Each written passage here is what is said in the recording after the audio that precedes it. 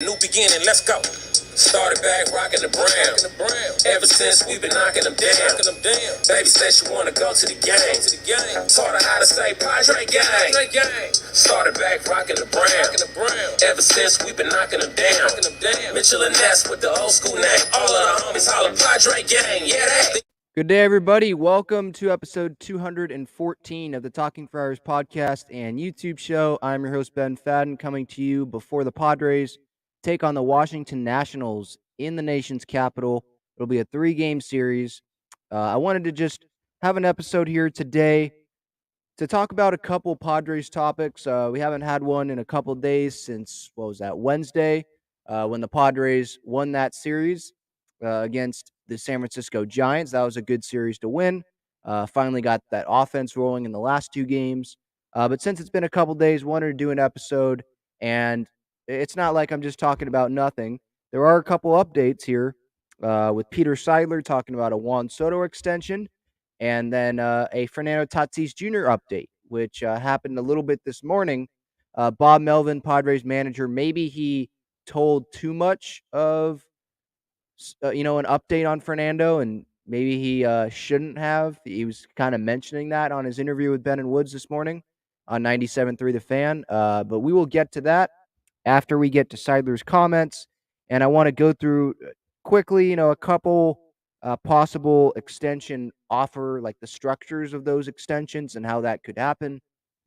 The extension's not going to happen today or anything like that, as you'll hear about in Peter Seidler's comments, but it's always fun to talk about because we're always, looking at the future, right? And until Fernando got his extension, we were like, okay, how is this extension going to work, right?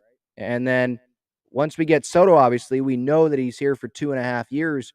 But as a fan, it's like, man, we gave up Wood and Hassel and Susanna and Gore and Abrams. And it's like, yeah, even if he's only here for 2.5 years and 3 pennant races, cool, that's great.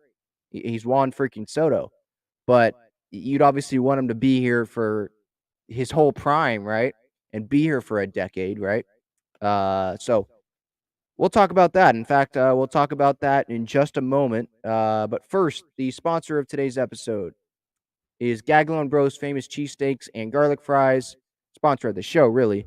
You can visit GaglioneBros.com to view their entire menu, the address on Friars Road. They're also inside Petco Park as well during the Padres season. I believe they're going to be in Snapdragon Stadium as well. I'll probably have to check on that. But yeah, they're going to have multiple. If they are, that's going to be multiple locations inside stadiums in San Diego, and then their Friars Road location. Did I just say Friars Road? Friars Road location. Great cheesesteaks, great garlic fries. I recommend you check them out. All right, let's get to the topics today. Peter Seidler, he was talking with a reporter for the New York Times, Scott Miller. I think it was this week at Petco, and he was just talking about Juan Soto and what are Peter Seidler's priorities. And this was a quote from Peter Seidler to Scott Miller. Quote, "The big challenge for us is to play winning baseball, number one, and number two, play it out and see when the best time is to talk to Juan about an extension. It's all new to him right now. It's not going to happen anytime soon, but you want him here long term, period." So, reading that, I obviously love that. I know that an extension, it's not going to happen right now, right? Juan Soto, he literally just got here. It's been like a week, and now he's already back in Washington, right? So I'm sure the Apple TV Plus broadcast is going to just keep talking about Juan Soto in Washington and his return pretty much the entire night. And it's on Peacock on Sunday. So they're probably going to be talking about that again because they are going to act like no one else knows this yet. And it's a national broadcast, so they have to bring it up again. So it's going to be a lot of that this weekend, which I'm fine with because Juan Soto's a Padre. But maybe listen to the radio if you don't want to hear that. But getting back to Seidler's comments, I liked it. Obviously, number one is winning and to play winning baseball. And we know that the ownership, we know that AJ Preller in the front office, they know that winning right now is number one. because of the moves that they made at the trade deadline or before the trade deadline. Getting the best closer in baseball, getting Brandon Drury. And by the way, remember, they didn't stop after Soto and Bell. They went and got Drury, right? Where fans would have been happy having Soto and Bell. No, they went and got a 20-plus home run guy who should already have 4 home runs in a week with the Padres already if he wasn't robbed twice. He has 2. Homered on Wednesday, a big go-ahead 3-run home run. So he didn't just stop there, which we love to see. So they're trying to win right now. Hader's under control for this year and then next year. Soto for 2 years after this year. So we know that window. They extended Joe Musgrove, which some people might forget about because we're focused on the trades, right? So they've done a lot of things to express to us fans that, hey, they're trying to win right now. They've raised season ticket prices because they've raised payroll, right? You want a Soto extension and all that? Well, you're going to have to expect prices to increase. I won't say how much my family's increased or anything like that. But from what I saw on Twitter, like every season ticket holders, everyone increased by some amount. And I think us fans, we have to be fine with that and we have to expect that because we just brought in the best hitter in baseball. You got to expect prices to go up. You got to expect stuff to go up because they got to pay for it, and the Padres at the end of the day, they are a business too. And so it's going to fluctuate, right? In 2017, 20 through 2021, where the team wasn't winning a whole lot when fans were in the stands. I know they won in 2020, but no fans were in the stands. When fans were in the stands, that period, that time frame, well, prices pretty much stayed the same because the team wasn't winning. You can't raise prices. Like, you can't be the Oakland A's where you sell away your whole team.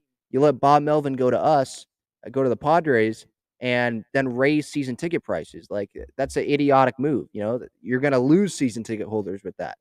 So you got to expect the increase in prices. But yeah, this team's trying to win right now. The ownership's trying to win right now, and you got to love that. And then Seidler's comments about, number 2 after winning, see when the best time is to to talk to Juan about an extension. And he's right. It's all new to him right now. We already discussed that, how new it is, and he hasn't even been here in San Diego for a week. I know he's been playing for the team for a week, but well, no, it was about a week. And now he's back in Washington. So it's obviously very new. And so you don't go to him right now and be like, hey, Scott Boras, hey, Juan, let's sit down and talk about an extension. Like, he's got to get comfortable here. He's got to know his teammates, got to know the city, the fans and stuff before you talk to him. So I totally understand where Peter's coming from there. And that's understandable. And I love it about, him being honest. It's not going to happen right now anytime soon. But we want him here long-term, period. And maybe there were some fans that were questioning, hey, the Padres, they traded all these pieces. They're going for it right now for the next 3 pennant races. And then they're going to let Soto walk. And who knows what James Wood does and all those guys do in Washington. And they're going to be under control for double the amount of time that Soto is as a Padre. And I understand fans that would be concerned about that. But like right now, we're trying to win it. And even if they don't extend him, like, if they win a World Series, I'm going to be fine with it. We're all going to be fine with it because that's all we want is to win a World Series. The city of San Diego's never had a championship among those major those major sports leagues. Never has happened. And that's what we want. So ultimately, if Soto brings it here, I think we're going to be happy regardless of if he stays or if he leaves in free agency. But to definitely hear, the owner confirm my belief and to, I guess, make fans that didn't believe that he, really wanted to go extend Juan Soto, make them feel happier. I think it's big. And I love hearing Seidler say, look, I know it's not going to happen anytime soon, but we want him here long-term, period. And that's our number 2 priority behind trying to win right now, I'd love to see that. I know he was talking with Marty Caswell. I think it was the day of Juan Soto's debut. And Marty asked something along the lines of if a $500 million contract, does that like concern ownership or concern the Padres, or does that ruffle the feathers of the Padres? And he was like, never. And that got a lot of play among fans, right? Oh my gosh, Peter Seidler's going to be spending $1 billion on three players, three superstar players. I mean, how far this team has gone, right? And I absolutely love that mentality. It's like, for me, it's not my money to spend, but I would obviously open up the checkbook for Juan Soto because he is Juan Soto. Like, this isn't Eric Hosmer. This isn't I don't know, James Shields or anyone like that, right? It's Juan Soto, the best hitter in baseball. And that Peter Seidler wants to win. AJ Preller wants to win with the moves that he made and parting with the guys that he drafted and the guys that his scouts spent so much time with and invested their time with and time in.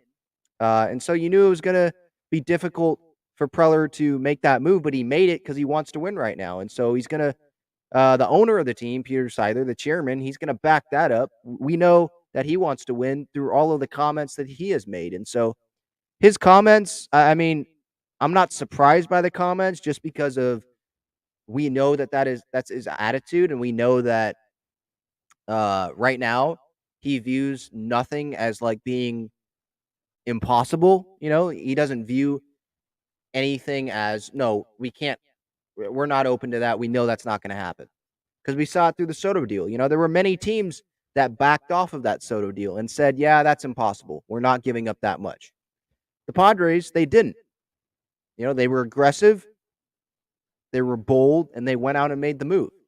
And, there's other free agents after this season, right? I think Jacob deGrom's on the market, Aaron Judge. Obviously, Judge doesn't fit the Padres because we just got Soto. But there's free agents out there after this season, and you're telling me that Peter Seidler is going to be out on a Jacob deGrom or going to be out on other players that could fit this team and fill some holes, depending on how many free agents leave the Padres. Like, I don't think they're going to be out on. I don't think Seidler, Preller, I don't think they're going to be out on those free agents, because if you're going to be in on a $500 million contract possibly to Juan Soto and not turn that down and not say that you're worried about that, or say that no, he's only going to be here for 3 pennant races and then we're going to let him walk. If you're going to be willing to be open on those talks to bring him back, then you're going to be open on anything, because that contract's going to be the biggest contract in baseball history if he gets the $500 million. So very, very encouraged by Peter Seidler's comments. Not surprised. These comments don't guarantee that extension's going to happen or anything, but I think it's reassuring to some fans that maybe thought we're only getting 3 pennant races, and that's the only possibility. That was going to be the only possibility when we got Soto. It reassures them that no, that's not the only possibility. Peter Seidler, the Padres, they're going to try to bring him back, and that's their number 2 priority behind winning baseball right now. And some possible extension structures, offers, long term, obviously, could be like $500 million. We know Scott Boras wants that to be the biggest contract in baseball history. Could be, I would think, 14 years, $500 million. Maybe that's an offer there, just rounding the number to $500 million. 14 years, I put out that number just because the AAV would be $35.7 million a year, which would be more than Mike Trout's 35.5 AAV.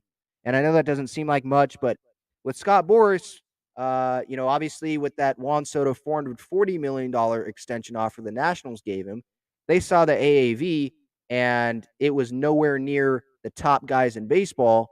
And so I think the Padres would have to eclipse and get in front of, or higher than Mike Trout's AAV with his $426.5 million contract, his $35.5 million AAV, get higher than that for Soto to stay. So 14 years, $500 million. I mean, that's obviously a big extension, and that's more than $1 billion that you'd be giving to 3 players, investing in 3 players: Tatis, Manny, and Soto. Those are three very, very great players, but that's a lot of money for three players. A short-term offer, I think the Padres could offer both, to be honest. Or they could offer a shorter long-term contract if that makes sense. Makes sense. I said stents. If that makes sense, more like 10 years or something like that. 400 million, 40 million a year if they want to go that route. Or they could go short-term, really high AAV, even higher than $40 million a year. We know Max Scherzer got $43.3 million a year with his Mets contract. And Soto's former teammates, and he and Boris probably think, "Hey, I'm Juan Soto." Or if Juan Soto probably thinks, "I'm Juan Soto. I'm a position player. I'm the best hitter in baseball. I play every day. I play in the field. I don't play just every 5 days. You need to pay me AAV. That AAV needs to be higher than a guy that pitches every 5 days, right?" And so, if the Padres need to obey to that, maybe it's much shorter extension, and they have him for 5 years, 2 years after this season, and then when he hits free agency or before he hits free agency, whatever, 3-year extension worth $135 million a year, and that would be $45 million a year. The AAV, that would be the AAV. 3 years, $135 million total. Sorry if I said 135 a year. My bad. 135 million total over 3 years, $45 million each year, which would be higher than Max Scherzer's $43.3 million average annual value in his contract with the Mets. And that would allow Soto to take another shot at free agency when he's 28. And that could be a win for him too. He could actually be getting more money in total. You get the 135 million, and then let's say he goes out and gets I don't know, what would that be? 350 million, another $350 million contract, whatever that would be. And we know that these free agent contracts, by that time, when he's done with that 3-year short-term contract extension, if that's what happens or whatever. Again, I'm just throwing this out there. I have no sources or anything. I'm not trying to act like I know anything. I'm just throwing stuff out there. Um, Once that 3 years is done, prices, free agent contracts is probably going to inflate a lot. I mean, Corey Seager got what 300 something million this year, or this past offseason in a contract. Corey Seager, like it just, I mean, Garrett Cole got $324 million as a starting pitcher, so yeah, the prices per year is probably going to be a lot higher than what it's going to be right now. But yeah, so long term, maybe it's something like 14 years, 500 million, or shorter term. I know the Dodgers tried that with Bryce Harper, giving him short term, really high AAV. He declined it and went with the Phillies' $330 million offer. But Soto, maybe, if he wants maybe to try to maximize his free agency, get 3 years, higher AAV than Scherzer, and then go back out there when he's like 28 years old and see how that goes. Those are just some possible extension offers that I'm just throwing out there. All right, let's get to the chat here. If you want to support the channel, feel free to hit the super chat button and use the super thanks button for regular videos. I do have a breakdown video out on the YouTube channel right now about Juan Soto and Manny Machado. Manny Machado, how much success he's having hitting behind Juan Soto in their first week or so, hitting with each other in the Padres lineup, why that's happening. So I encourage you to go check that out, and I hope you enjoy that. But getting to the comments here, I hope everyone is enjoying their, what is it, Friday morning? Yeah, Solo Dolo makes a good point here. The weathers, the fans, or the weathers, the weather, the fans, chance to win, teammates, manager, culture, ownership are all things Soto might fall in love with. I agree. It's hard for me to think of a player that would like hate being in San Diego, right? Luke Voigt just got traded. They're going to see him later today. He and his family, they were loving living in San Diego and Coronado, and then he got traded, obviously. It feels like he wouldn't hate living in San Diego long term. It's probably just going to come down to like the money, and maybe he doesn't want to sign an extension and he wants to be in free agency. as a lot of Boras people do. But there's also Boras clients that have told Boras, hey, I want to stay with this team and get me the best deal possible with this team. Steven Strasburg, Jose Altuve. Those are just guys that stick out to me. A couple examples there. Again, Boras works for the player. It's not the other way around.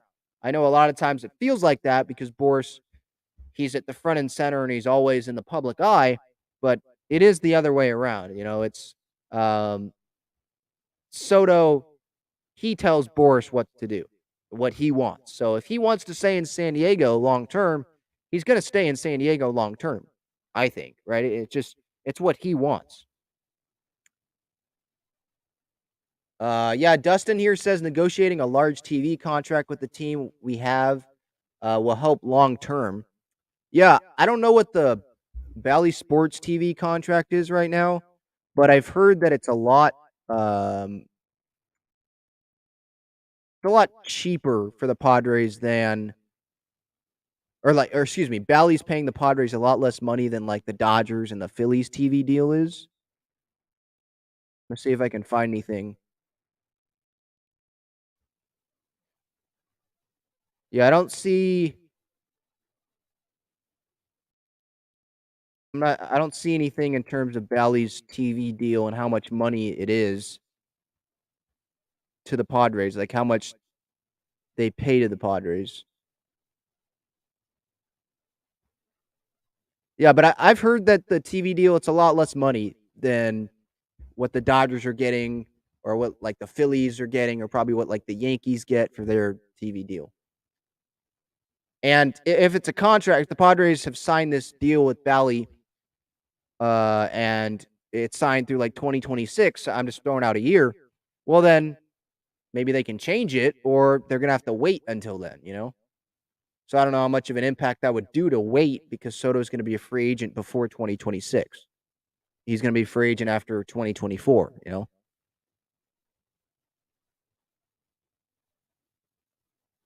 Okay, yeah, everyone in the chat is asking about the update on Tatis. So let me get to that.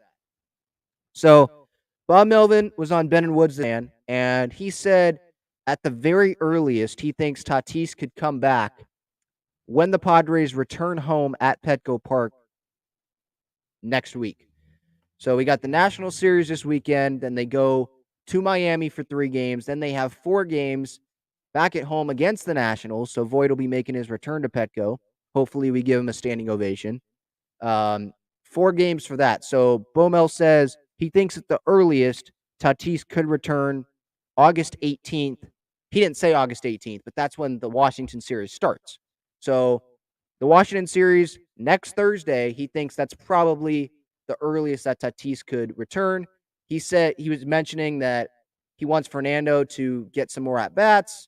He hasn't played center field yet, I don't believe, with San Antonio. He's been playing shortstop, mostly DH. I think a game, had an off day yesterday.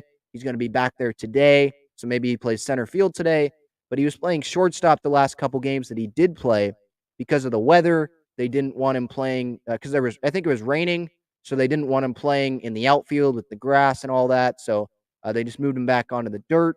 And so he has not played center field yet. If they're going to play him in center field, which is what we're hearing, that they're going to play him switch time between center and shortstop, where at shortstop, he'll play when like a righty's on the mound. So Grisham will go play center. And then when a lefty's on the mound, maybe you go see Kim play shortstop and you play Tatis in center. So if he's going to play center, not just a one-off, but a good amount whenever a lefty's on the mound. It's not a concrete plan, by the way. I'm just saying this has been thrown out there. If that's happening, then he needs to get some reps, maybe equal or more reps in center field during this rehab over the next week before he comes back and goes and plays center field. I know they threw him out there last year, and he had some weeks of work during rehab with Wayne Kirby in the outfield and all that. But he probably wants to be better in center field. The Padres want him probably to play better in center field than he did last year, right? When the team was falling off a cliff, because this team is contending and they need to win games, right? So, yeah, that's the update. If he did return next Thursday against the Nationals, hopefully he does. I'm going Thursday, Friday, and Sunday. So don't return Saturday, return one of those 3 games. If he returns next Thursday, August 18th, then he would he would be available. He's not probably not going to play every one of those games, or he'll DH those games that he doesn't play in the field, but he would be available for 42 games if he comes back on Thursday, which is obviously a lot less than we probably thought he was going to be available for when he had that injury. And remember the timeline was like 3 months or whatever, and people and some reporters and the Padres were even like throwing out June as a return. Well, now we're in mid August, which is 2 months later, you know, and he's still not playing yet. And we were like, maybe if he plays 60 games, we'll be happy with that. Well, now he's going to play maybe 42 games, or maybe be available at the big league level for 42 games. Are fans going to be okay with that? Like, I'm going to be okay with that. I'm sure a lot of fans are going to be okay with that. But I've heard some fans when I'm even at Petco sitting around me, and they're like, well, I'm pissed off at Tatis because of his motorcycle accident. And one even said, I'm going to boo him. Well, okay, you're going to be the only person booing, and your boo's going to be drowned out by the cheers and the standing ovation he gets, by the way. But, like, yeah, I was disappointed in Fernando when it happened. I didn't like earlier this year where he was playing soccer that aggressively and fell on his wrist. He was fine, but it just wasn't the best look. But look, it's kind of like family. Like, at the end of the day, you still love them. He's still part of the family.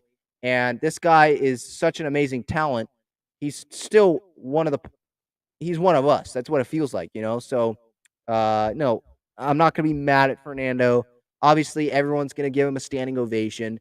It's disappointing that he's only going to be available if he comes back Thursday for 42 games, around 40 games, and then the postseason. But what I care about is that he's healthy when he comes back for the rest of the season. And what I really care about, even more than that, is that he's healthy when the playoffs come around. Because I do believe this team has the talent to get to the postseason.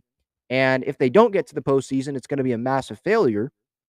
And that's that. Like, if he's healthy for the postseason, and you have Soto, Manny, Tatis, Cronenworth, Profar, Myers, Alfaro, Grisham, Kim, you have all these guys available, and then you have a rotation that's pitching better. Musgrove, Darvish, Snell.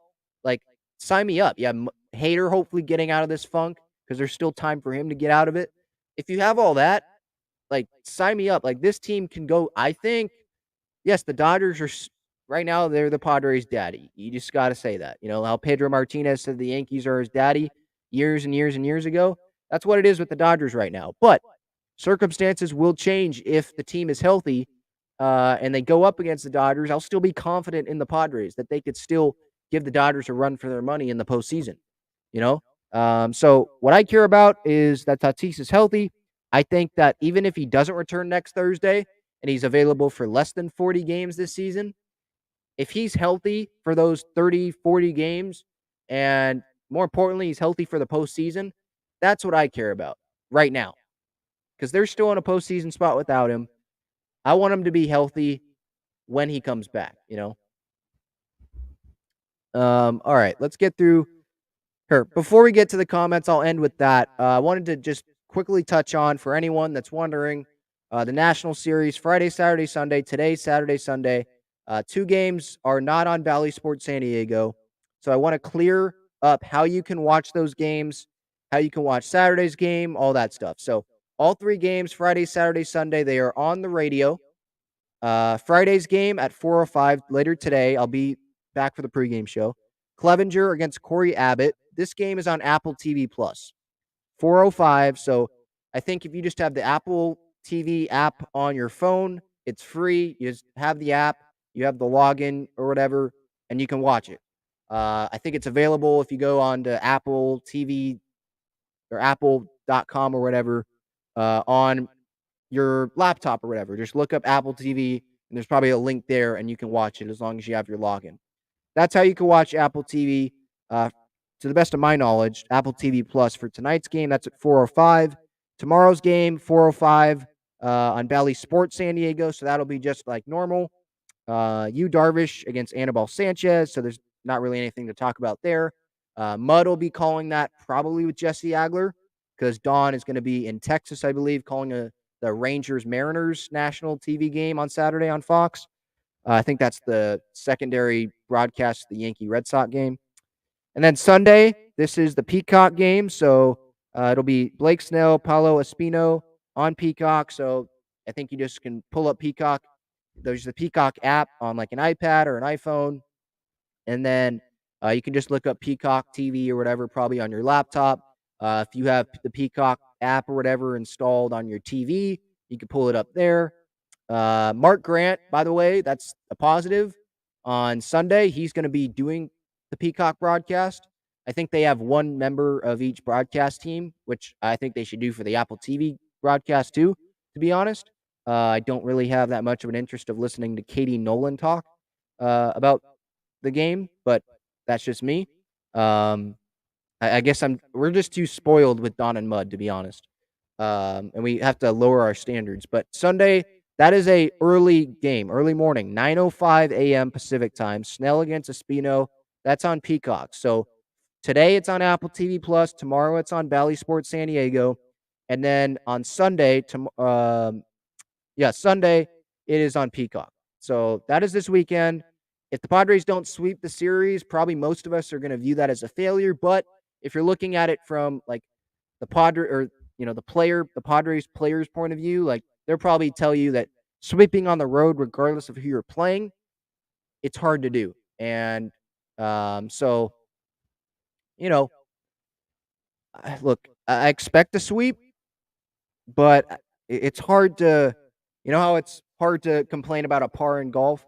It's hard to complain about a series win against the Nationals, or it will be at least. It's going to be hard to complain about a series win against the Nationals this weekend, unless it's like Sunday and Snell pitches well and they have a 4-1 lead and the bullpen blows it. And they pull a Josh Hader, right? And they don't score any runs in extra innings and the Nationals go walk it off or something. Like, then maybe we could complain, right? But I expect a series sweep.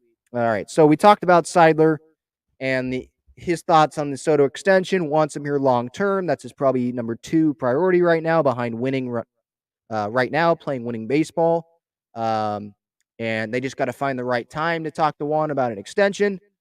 Talked about Bomel telling Ben and Woods that Tatis's earliest return is probably next Thursday when the team comes back home. And all right, we will end this episode with the chat.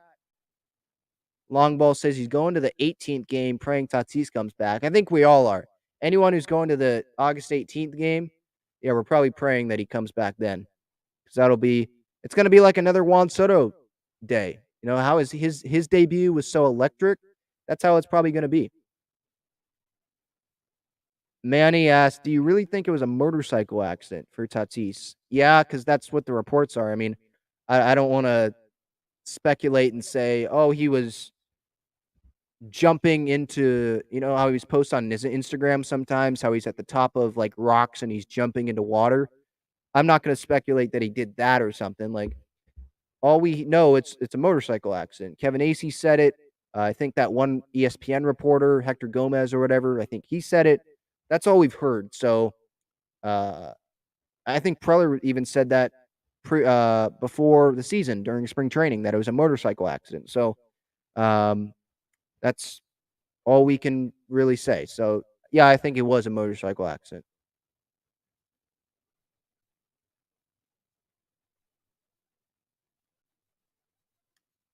Longball says you should do a watch party sometimes for games you're not going to. Like here on this, I saw John and Jim do that on the wrap-up show on their YouTube channel. I mean, I guess I could, but I'm watching every game and I'm tweeting out clips of the game on the Twitter at Talking Friars on my Twitter account for all my Padres stuff. So it would be hard to do both, and it'd probably be impossible to do both. So that's probably going to be hard for me to do, just because I like clipping out the highlights, and I know that people wait for me to clip out those highlights and send them out on Twitter for games that they're not watching, because they want to get updated and they don't want to just watch the MLB app. They want to actually see the plays, or if they want to see it again and share it on their Twitter. So I don't know if I'm going to do that. but maybe. Who knows?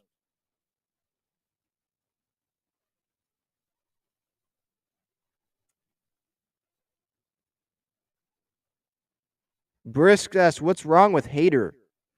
I mean, he looked good against the Rockies his first time. He didn't pitch in a while, and he blew up against the Giants. You know, what happened? He just couldn't throw strikes.